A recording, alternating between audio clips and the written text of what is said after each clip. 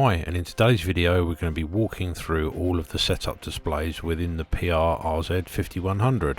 So without further ado, let's crack on, dive in, and I can run through all of the menus for you. First up is the input-output assigned for all of the audio and video connections. With the HDMI output you can actually select the main output, the sub output, or alternatively you can have both. But these options are only available if you don't have HDMI 2 set for Zone 2. In regards to the 4K upscaling from 1080p, I personally would leave this set to off and allow your display, whether it be a projector or a flat screen, to do the scaling for you.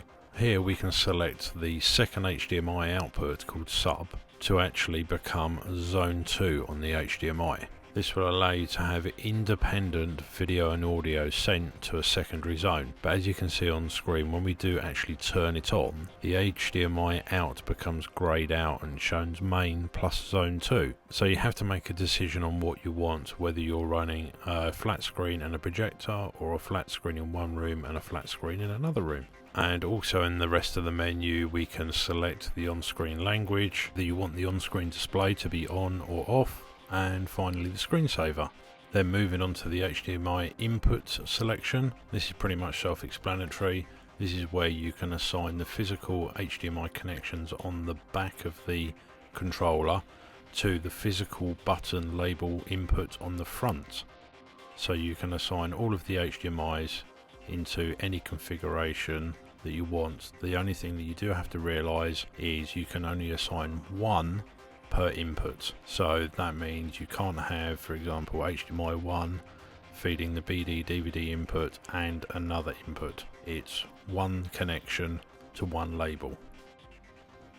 Now this section covers all of the analog video inputs. So if you have a component video input or a composite video input, you can actually assign it here and it will be outputted via the HDMI. It will not be upscaled, it will just be converted to a digital signal and outputted via the main or the sub HDMI.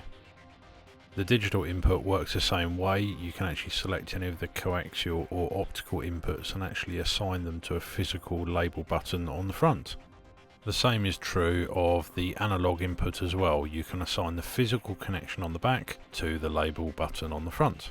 Now we're on the speaker configuration, and what I'm going to do in option 1 is I'm going to run through every single configuration that's available on the PR-RZ5100 and let you listen to some music.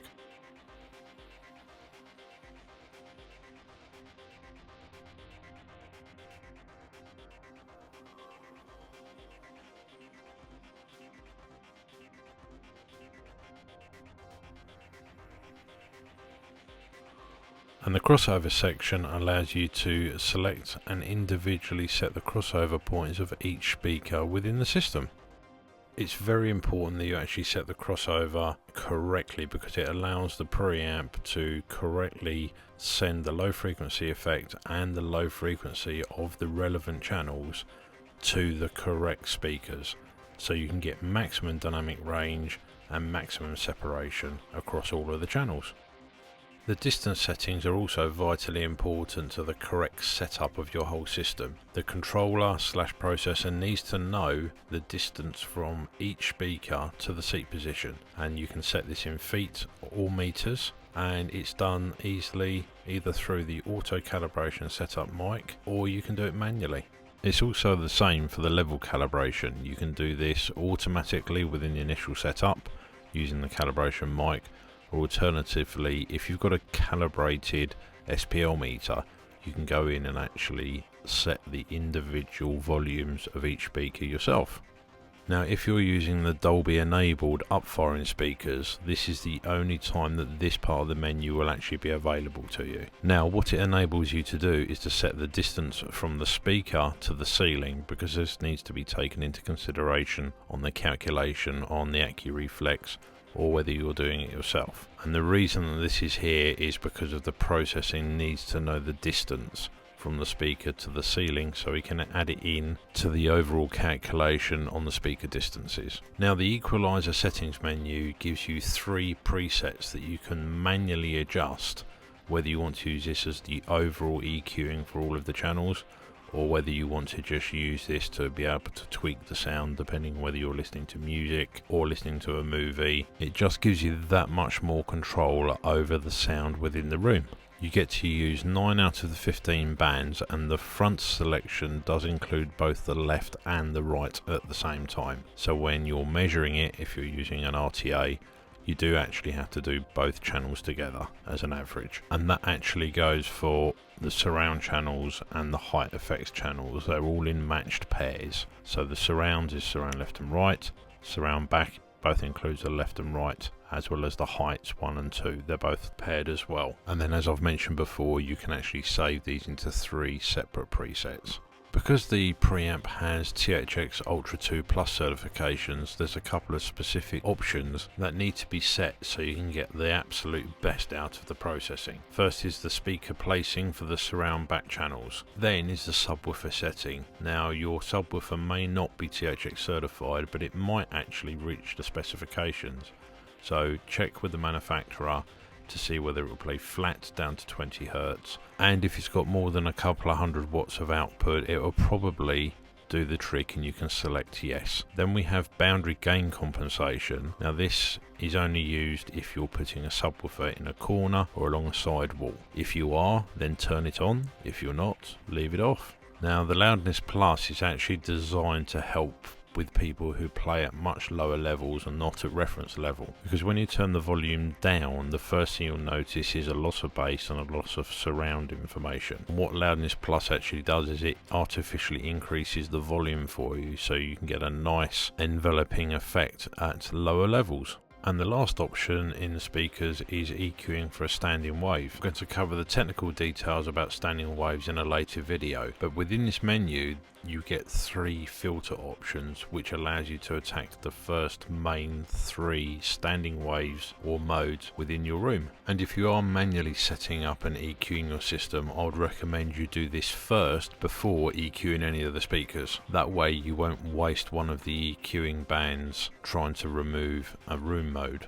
or a standing wave. And that neatly moves us on to the audio adjust menu. And first up is how we deal with mono multiplex signals. What we can do is select the inputted channel, as you can see that I'm doing here, and then you can select how you want that mono signal to be outputted. Generally a mono signal is outputted through the center channel, or alternatively you can set it to output both on the left and the right for a pseudo stereo effect. In the Dolby options we have the loudness management. This just gives you better surround and bass at lower volumes. The DTS setting is limited as well. We have the option for DTS Auto Surround, which enables or disables the automatic setup of getting the best DTS processing. Now within the LFE level you can actually make some adjustments to the level of the LFE. Then within the main volume options we can either have the display as absolute or relative. Now if you set relative, then all of the volume numbers will be in a negative running towards 0, and this represents THX's reference level. Also preset the mute level, whether you want it absolutely silent when you press mute or whether you want the volume reduced significantly. It just adds more flexibility. Then we also have a maximum volume which you can be turned on and preset to a specific state, so that way you know your system is absolutely safe and it cannot and will not go beyond that maximum volume unless you come back into this menu and actually adjust it. We also have a power on option. This allows you to set the turn on volume on the controller. And then lastly on the page we actually have a headphone level, and this allows you to adjust an offset in relation to the actual volume dial. In the source setup, first up we have the IntelliVolume. Now this is available on each individual input, and what it enables you to do is to adjust the internal volume running into the AVR. So then that way, when you switch between inputs, all of the inputs can have the same relative volume. The name edit options, self-explanatory. You can use the keyboard and actually rename any and all of the inputs to anything that you want. The audio select is specific to each individual input, so you need to go into this menu and actually select whether you want to use HDMI, a digital or an analog connection, and then that will actually tell the amplifier and force it to look at that particular place and that place only. And now we're on to the hardware side of things, and first up will be the HDMI settings. Here is where we can turn the CEC on and off. We've also got flexibility to have it as fully automated, as manual as you want. Got flexibility on HDMI pass-through and the audio return channel. Again, we can automate this by having everything turned on, or alternatively we can switch everything off and have it as a very manual system. Flexibility is directly related to the TV or projector it's being plugged into.